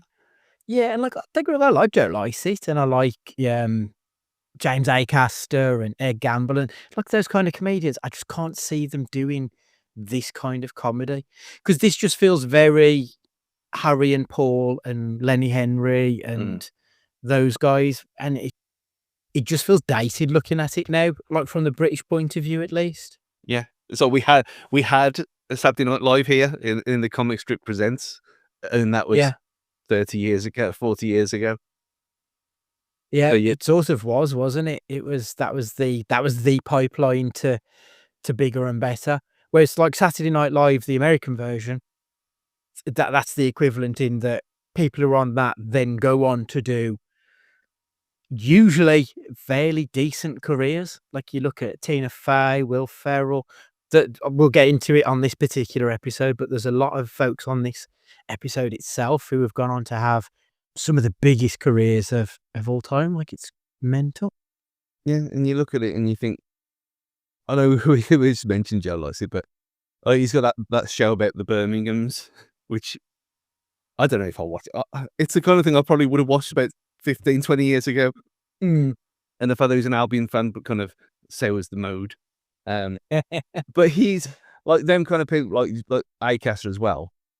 They're all of a kind, and the posh people don't really, they're not necessarily posh, but well-spoken people like that are not going to be universally popular, even in this country on its own, let alone for everyone.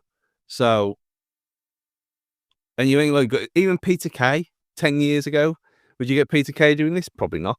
Mm. You might have got Russell Brand doing it again before all that stuff happened. But would he have done it? No, because it's not our thing. So it's just setting up to fail, like Yeah. American Red Dwarf. Yeah. Sadly, I think that is the way it's going to go. But yeah, I mean, obviously time will tell, and I hope I'm wrong because, more comedy, great, excellent. It's what we want.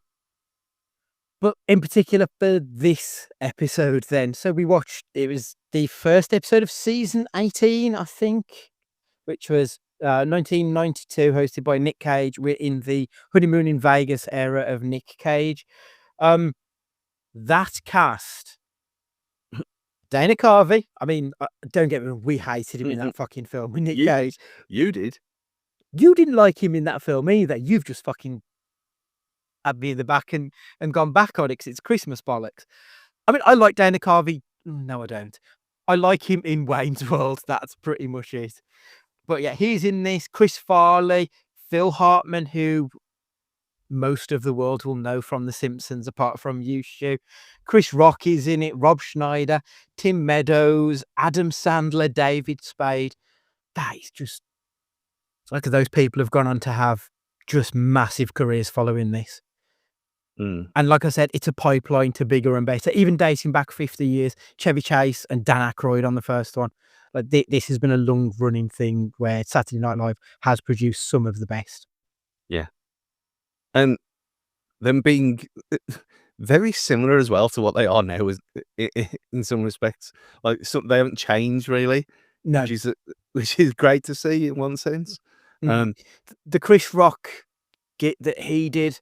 Yeah. Fuck, I've seen some of your live stuff and like you still do this and you're still funny when you do it. I've got the highlights. The Chris Rock bit, Adam Sandler's bit. I thought that was really good as well. I know we talked about Adam Sandler earlier, but I like his bit with the the song that he had. The one for the 50th. Oh, sorry, in this episode. Yeah, yes. Yeah. Yeah. I was giggling along to that because again, how ludicrous it was, and to not break as well for doing something as ridiculous as that. Fair play. The baby names sketch with Cage.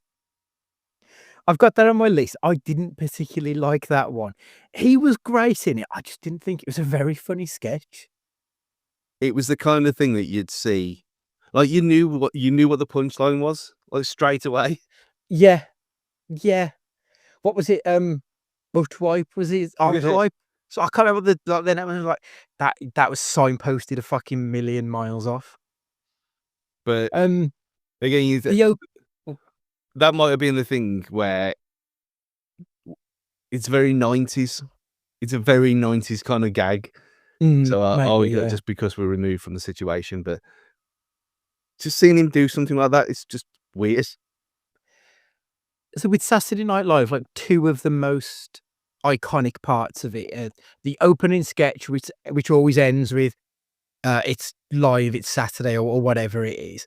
I didn't really get what the joke was throughout that sketch. I know it's supposed to be Woody Allen being a fucking weirdo perv, but like the rest of the joke, it just wasn't very funny or very strong.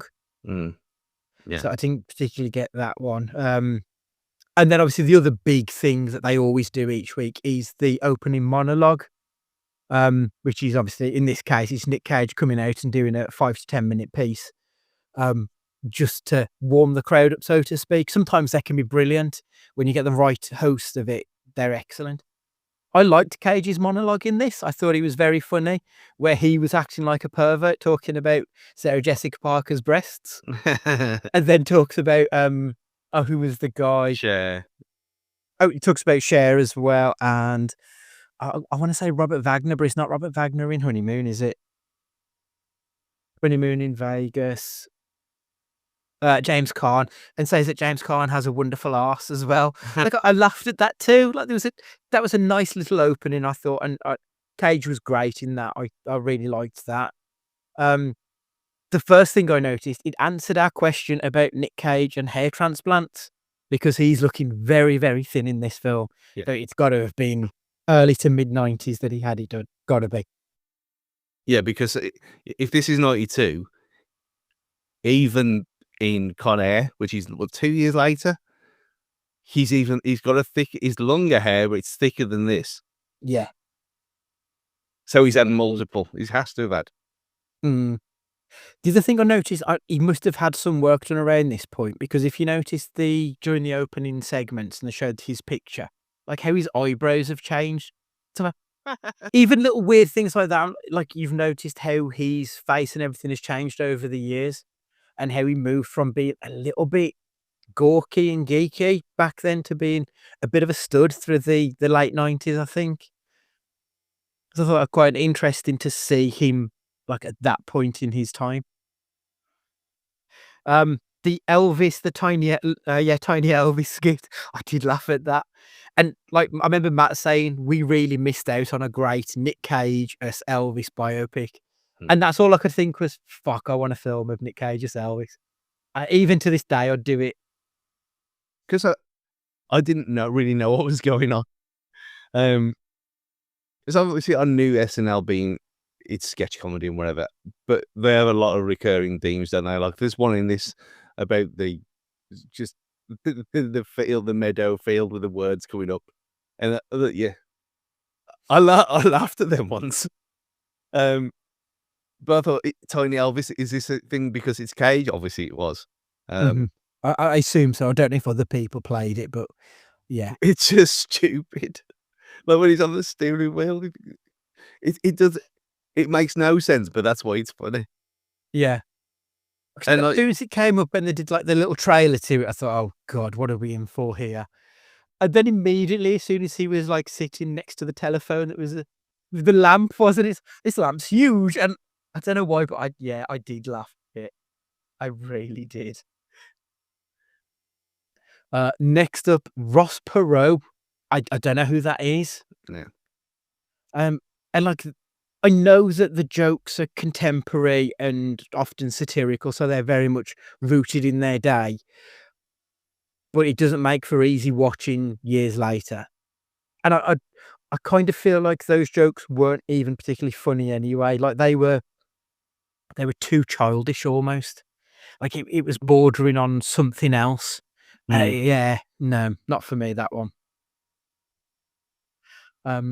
Weekend Update. Now, this is probably the most widely seen segment now, because this has been running forever and a day. I think it was on the very first one with Chevy Chase, was doing it way back then.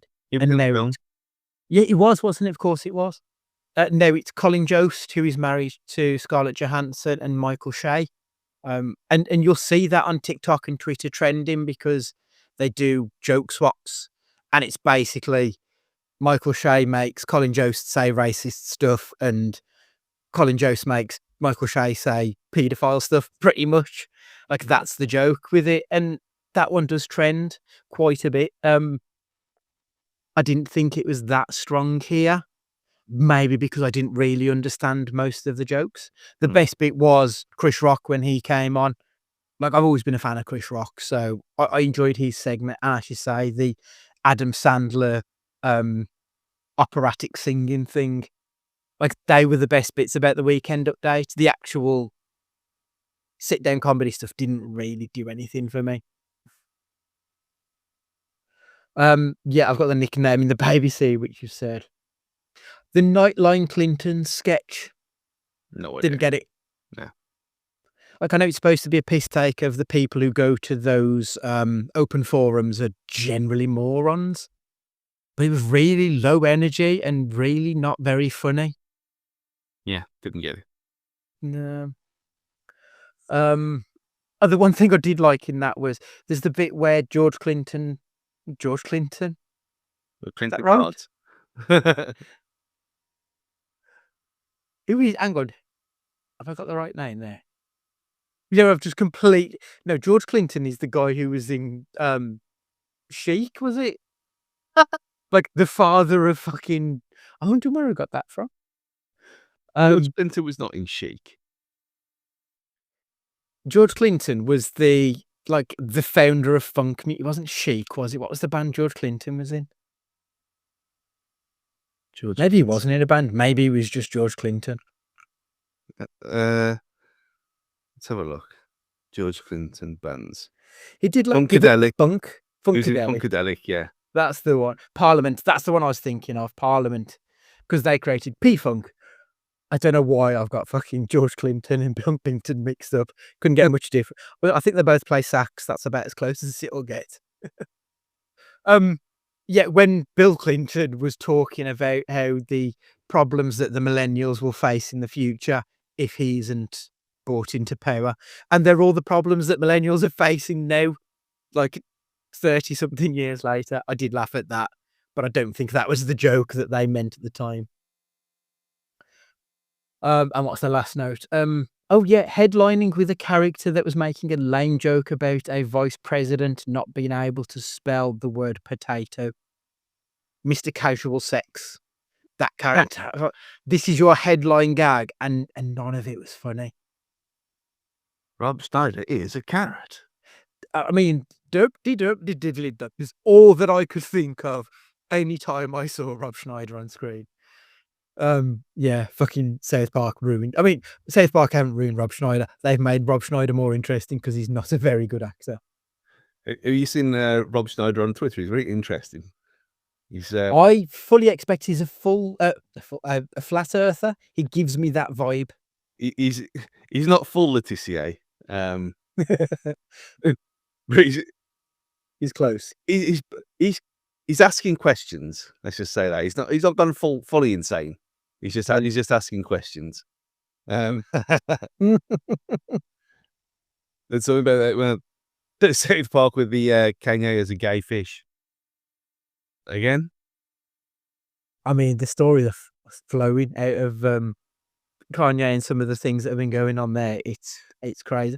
And the thing is, because he's been such a horrible, horrible person, nobody gives a shit that he's got this that he's been abused. People are just like, well, fuck him, you shouldn't like Hitler, should you cunt? I thought you turnabout's fair play almost. you see the other day when there was a video in his apartment or whatever, someone talking to him, and then there was someone wearing a black KKK robe. I mean, that just doesn't surprise me. This video that it was in last week. Christ. I mean, they'll never take away late registration. Like, that album is a fucking masterpiece, but like he tests his fans, and like if he's got any left at this point, I mean, there's probably some because there's weird cunts out there. Yeah, they'll never take away college dropout and late registration. I suppose that's one thing, but fucking hell, what a man. I mean, talking about taking songs away from people, this kind of, you don't hear from him very often now for obvious reasons, but Bobby Brown was good, you know. Yeah, I mean, he's dead now. That's why we don't hear of him. But yeah, Well, and he wasn't very nice. no, he wasn't. But I thought I miss good music, you know. I miss all this grime shit and all this other stuff that we have to put up with all the time, and things are just monotonous and drab, and everything's all sounds exactly the same. At least early 90s vibe. I thought, yeah, this is nice. This is. Yeah, it's sort of like bordering on Jack the Lad swing mixed with like really, really early hip hop that we would recognize now. Yeah, stuff like My Prerogatives is an absolute fucking belter. Candy Girl going way, way back to his early days. On Our Own, was it On Our Own that was the one from the Ghostbusters 2 soundtrack? Mhm. Like, he did have some decent songs. He was just a monster. The performances and stuff on this episode of Saturday Night Live from Bobby Brown, I thought were decent. Yep. You know, they were enjoyable. I often find that when you're watching something like this, when the musical act comes on, it's just time to skip to the next segment. But I watched them and quite enjoyed them on this. What were your overall thoughts on the episode then, Stu? I was dreading it, to be honest, because I thought, again, kind of like it was backed up a bit, because I thought this is old. Like, as soon as it started, I thought, yeah, this is very old. I'm not going to understand hardly any of this. I don't know who half these people are. I ain't going to get any of the references. But to be fair, all things considered, I actually quite enjoyed it. It's only just over an hour anyway. But for the bits that I understood, I thought I was going to hate this whole thing. Other than the Cage bit, and when it was titled as Nicolas Cage and Bobby Brown, I thought, oh god. But actually, with Rob Schneider with Adam Sandler, with Chris Rock, even if it was only seconds, I think that kind of made up for a lot of the dross. And again, it might be dross because we're so far removed from it and we're not the target audience at all. Yeah. But certain things just don't age very well. And I thought that whole segment with the African Queen chat show thing. I forgot to list that, yeah. And That wasn't funny. I mean, I've never heard that word before. And yeah, we can say niggermatism is what they said.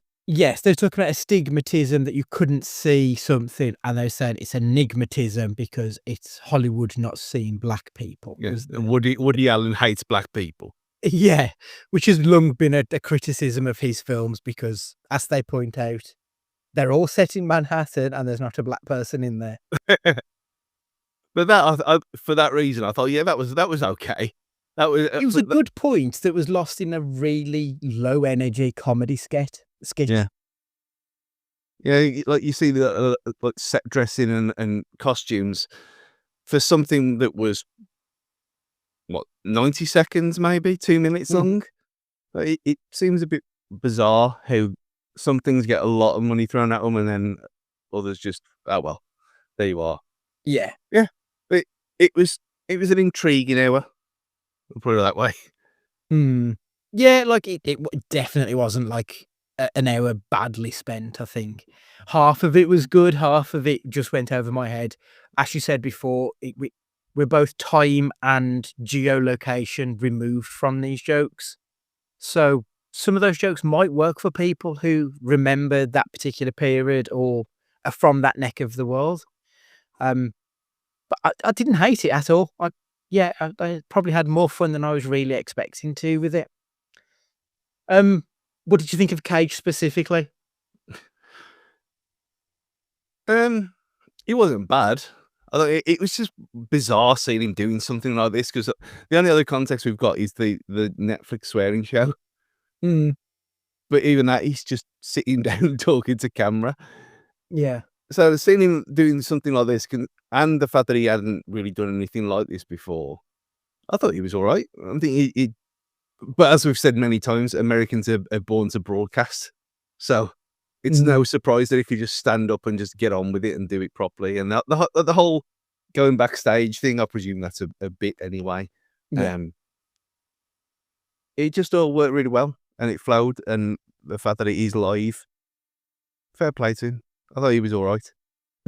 Yeah, I thought he was good. I laughed at the bits I was supposed to laugh at with him.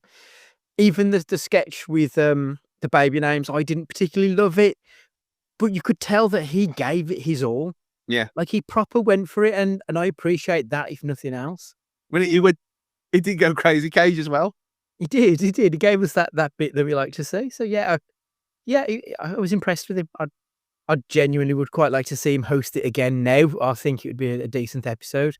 I think he's got it in his locker, especially because we have seen him do more comedy work as he's got older. I think through the 80s and early 90s, we didn't get much like proper out and out comedy from him, bar Raising Arizona. So it's kind of nice to see him in this setting again, I think is the thing. Would you give any other episodes a chance, or would you not be that interested? Like if Pedro was on it, for example, if Pedro's hosting an episode. Oh, absolutely. I think if it's people in our circle, our circle of wish list friends, then it's obviously there's ways and means of getting these things now. It's not appealed to me once, But actually, seeing this, and maybe because the world is smaller now, and we are kind of clued into all this chaos and madness, that it might be interesting. Like if there's someone on there who I like who's hosting it, or who's someone of note that I've seen on an interview or on Rogan or on or any other podcast of some kind. Yeah, I think I actually would, Well, the new season has just started. So I think it's season 50, I think, is the latest one. Let's have a look at who the guests are. Guest hosts 2025. Right, okay. It's got to be on here somewhere. It's right, okay. So Jean Smart. Ooh. She was the president's wife, wasn't Yeah. she, in 24, going back some. I don't know, Nate Bargatze. Oh, this is from 2024. Ariana Grande's been on it recently. Michael Keaton, John Mulaney, Bill Burr, I do like him. Charlie XCX, Paul Mescal, Chris Rock, Martin Short. Like, they've had some good ones. Who's the most recent one? Is that on this list? John Hamm was on April 12th. I do like John Hamm. Jack Black was on the week before. Mikey Madison. Like, they're still getting some big names. I have watched the occasional one via Ways and Means of our streaming service that we've got, Stu. Like, there's quite a few on there, so it might be worth just looking through, seeing if a name grabs you and giving it a watch, if it'd be something you'd be interested in. Walter Hamm. Goggins. Oh. John Hamm. John Hamm, as Walter Goggins, has they've got, like, there's something quite comedic about them which you don't expect. They've got like an absolute ridiculous amount of charisma that you'd think would make them a bit pompous, but they're absolutely not. Yeah. Like, it's the facade of it, I think, that makes them very funny with it. Kieran Culkin was in the John Hamm episode. I did watch that one. His monologue there. So yeah. Yeah, dive in, give it a watch. I'll be watching the Walton Goggins one on the 10th of May. Oh, the day after, rather. But yeah. It's bizarre why you didn't watch Fallout, because he's great in that. I did see Fallout. I just wasn't massively, like, everyone raved about it, and I just thought it was all right. So I thought you'd only watched the first episode of it because you didn't like it. No, I stuck with it, but I just didn't. I don't know if it's because I don't know the games that I thought it was fine. I didn't rave about it like everyone else. Like everyone else, it seemed to be their favourite thing of the year, and I just thought it was all right. Yeah, I don't know. It just didn't. But have you watched The Righteous Gemstones yet? I think I've seen it years ago. So Oh no, that's the new one, isn't it? One that's running now. It's season 4's on it now. Yeah. I'll watch the first couple of episodes of it. Years ago. That was it. Yeah, because obviously Walton Goggins is in that as Baby Billy. I love it. I do genuinely think it's something that you'd really enjoy as well, because it's comedy caper with, it's crime caper with a bit of comedy thrown in as well. Obviously Danny McBride's in it. John Goodman, I mean, absolute legend that guy is. Walton Goggins is in it, and you've got Skylar Astin. It's also, do you remember that Nick Cage film that you really liked, Joe? Is it Joe? Oh yeah, it was. It was the one where I said it was very similar to Pig, but in a different kind of way. Yeah. David Gordon Green, the writer director, or was he just director? He directs some of these episodes of The Righteous Gemstones, and he actually appears in it as an actor as well. Yeah, I don't know why Joe stuck in my head, but I remember you really liking it. Yeah. Yeah, David Gordon Green is in a few episodes and directs a few episodes of The Righteous Gemstones, and it's been excellent. It's got, as I say, 4 seasons, so the 4th season's going to end. It's ending on their terms, not the studio's terms as well. So I'm fully expecting it to go out the way that they want to. Yeah. See, I watched it the other day. The first, because you'd mentioned it, and when it was brought up last time, I thought I haven't seen that. And my brother-in-law mentioned it to me as well. there's someone at work and mentioning me. Oh, for fuck's sake! I thought I'll give this a go, and I'll watch it. And I thought I've seen this before, so it must have just been one of them things where I'd watch the first one to give it a go, Mhm. just And never, then lost track of it. yeah, well, Yeah. because there's been tons like when we were on Plex years ago, and then Plex would go down, and then you forget what you were watching, and Yeah. might have been I had that with MB, with The Wire. I watched the first season, and because our MB went down last year, I'd completely forgot about it, and now I'm at the point where I need to watch it again because I just don't remember Hey, you should watch it again anyway. Yeah, but there's a few other series that I'm trying to like go through as well, so it's fallen back down the list. But at least I've seen the first season at this point, so that's something. But yeah, I definitely need to get back into that one. Right, okay. I think we do. Oh, have you got a film to recommend for people based on Saturday? It doesn't even have to be based on Saturday Night Live, to be honest. Anything that you just want to recommend, Stu? That I mean, the obvious one is go and watch Saturday Night. it's ought to be easy, isn't it? I think. I'll throw a TV show out there, 30 Rock, which is very loosely based on Saturday Night Live. Tina Fey being the former chief writer of Saturday Night Live, then did 30 Rock, which was based about a Saturday Night Live type show. Probably top 5 favorite sitcom, especially from the Americas anyway. So yeah, I'd probably throw that out. Yeah, I think that those are probably the two. I think 30 Rock and Saturday Night, wasn't it? Was the one that it was called. Great film. I mean, Super.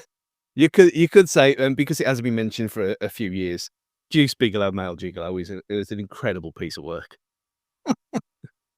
I remember enjoying it. I saw it at the cinema and I've never seen it since. I remember enjoying it. But then the second one being absolute dog shit. Yeah, European Gigolo. Yeah, it was not good. Yeah, that was horrific.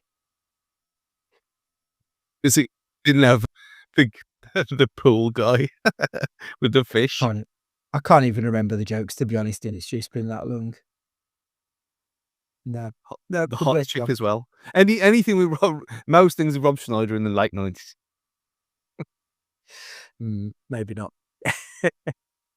Right, okay, we're done this week. Next week we'll be doing a music cast with Mr. Matthew Guy on the decks, returning to host the show. So there'll be no film for us to chat about that week. And then we'll be back later. Stu, it's May. We'll be missing May the 4th, but I'm thinking for May, maybe we'll do a little bit of Star Wars chat for a couple of episodes. What do you reckon? Well, it'll be Andor season as well, so yeah. Yeah. Yeah, so we'll be back. We'll do a bit of Star Wars stuff throughout May once the music cast is done. Looking Glass will be the film that we'll be watching, will be the first one, but we can remind you of that closer to the date. Anywho. Right, okay, so make sure you've got us on whatever podcatcher that you're listening to us on, and a 5-star review would be phenomenal. Socials are at CageFightingPod and emails cagefightingpod@gmail.com if you want to get in contact. And for this week, Stu, would you like to say goodbye? See you later, everyone. Enjoy yourselves. And it's goodbye from me. And remember, be excellent to each other.